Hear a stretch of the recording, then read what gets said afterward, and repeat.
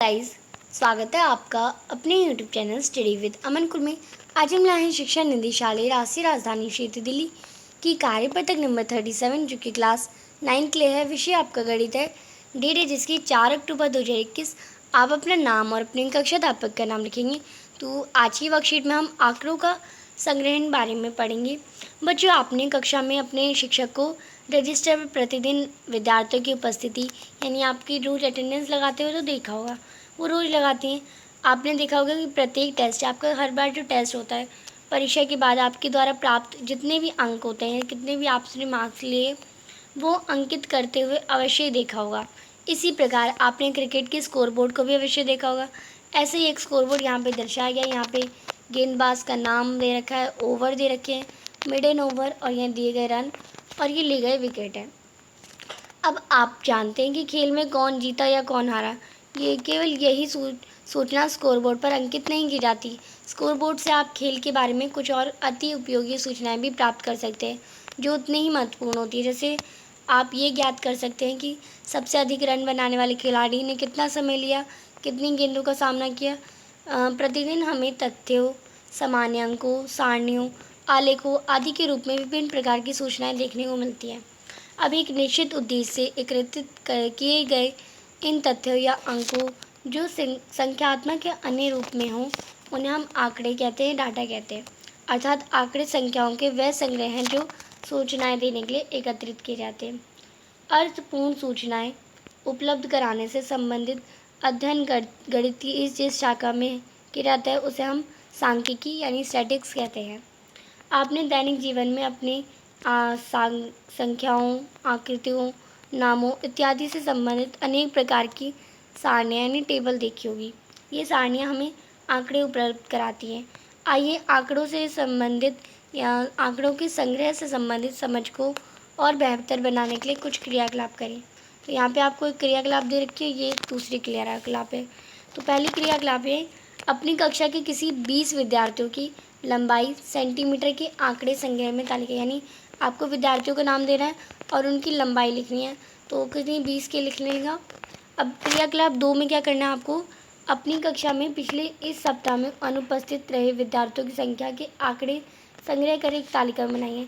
तो आपको दिन लिखना है सोमवार, मंगलवार, बुधवार, गुरुवार, बृहस्पति और शुक्रवार, शनिवार, ये 3 हो जाएंगे आपको।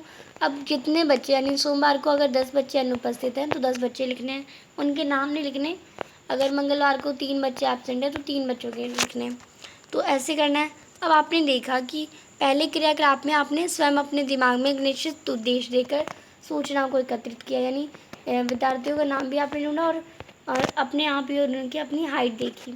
इस प्रकार एकत्रित किए गए आंकड़ों को हम प्रारंभिक यानी जो खुद से एकत्रित किए जाते हैं उन्हें हम प्राइमरी डाटा कहते हैं। और दूसरे क्रियाकलाप में आपने किया कि आपने विद्यालय में उपलब्ध रिकॉर्ड जिसमें सूचनाएं पहले से यानी आपको कहाँ से पता चला कि बच्चे अनुपस्थित, कितने बच्चे अनुपस्थित है, कोई रिकॉर्ड होगा उसी में से तो देख के आपने किया। तो पहले से ही आपको उपलब्ध एक रिकॉर्ड दे रखा था जिसमें सूचनाएं पहले से एकत्रित थी, वो प्राप्त कर सकते थे। ऐसे आंकड़ों को आपने हम गौण आंकड़े यानी सेकेंडरी डाटा कहते हैं। अब स्वयं प्रयास कीजिए, उन आंकड़ों के 2 उदाहरण दीजिए जिन्हें आप अपने दैनिक जीवन में एकत्रित कर सकते हैं। तो दैनिक जीवन में तो हम घर के सामान ले सकते हैं, तो आप इसमें लिखेंगे घर के सामान और उनके मतलब कितने पैसे लग रहे हैं, उनका मूल्य, सामान्य व मूल्य लिख सकते हैं। और आप घर के सदस्यों की लंबाई लिख सकते हैं। यहाँ पे मैं लिख देती हूँ, एक ये पॉइंट हो जाएगा आपका और ये हो जाएगा घर के सदस्यों की लंबाई। तो ये आपका सेकेंड पॉइंट हो जाएगा। तो आप ऐसी और एग्जांपल भी लिख सकते हैं, मुझे कमेंट सेक्शन में भी बताइएगा कुछ ऐसे एग्जांपल। फिर नीचे दिए गए आंकड़ों को प्राथमिक आंकड़ों या गौण आंकड़ों में वर्गीकृत करें। तो आपको पता है प्राथमिक आंकड़े वो होते हैं जो आप अपनी बेसिस पे कलेक्ट करते हैं, जो आप अपनी तरफ से करते हैं।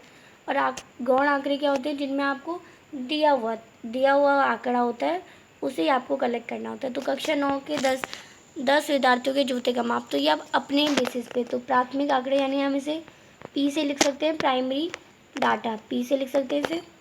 अब अपने किन्हीं 20 मित्रों के रक्त समूह यानी 20 मित्र, तो ये भी आप अपने बेसिस पे कर रहे हैं, तो इसमें भी आपका प्राइमरी डाटा यानी प्राथमिक आंकड़े हो जाएगा। आपके कक्षा मित्रों के सदस्य, परिवार के सदस्यों की संख्या। तो कक्षा में जितने भी आपके दोस्त हैं उनके परिवार के सदस्यों की संख्या। तो ये भी आप अपने ओन पर ही कर रहे हैं, तो ये भी आपका प्राइमरी डाटा हो जाएगा। गणित की परीक्षा में 30 विद्यार्थियों के द्वारा प्राप्त किए गए अंक। तो आपकी परीक्षा में जो अंक दिए रखे हैं उनका रिकॉर्ड रखा जाता है, तो आप इसमें सेकेंडरी डाटा हो जाएगा।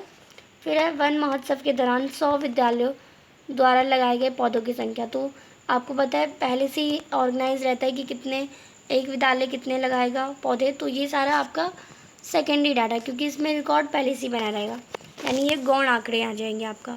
तो पहला आपका प्राथमिक, फिर प्राथमिक, और तीसरा भी आपका प्राथमिक, और चौथा आपका गौण आंकड़े, पांचवा भी आपका गौण आंकड़े हो जाएगा। तो आप इसे कर लेंगे। आज की आपकी वर्कशीट कंप्लीट होती है। अभी तक आपने मेरे चैनल को सब्सक्राइब नहीं किया तो प्लीज़ मेरे चैनल को सब्सक्राइब ज़रूर करें और उसके बाद आने वाले बेल आइकन को प्रेस करें, जिससे आपको हर वीडियोज़ की नोटिफिकेशन टाइम से मिलते रहे। और ये वीडियो अच्छी लगी तो इसे लाइक और शेयर ज़रूर करिएगा। Thanks for watching video. Bye bye guys.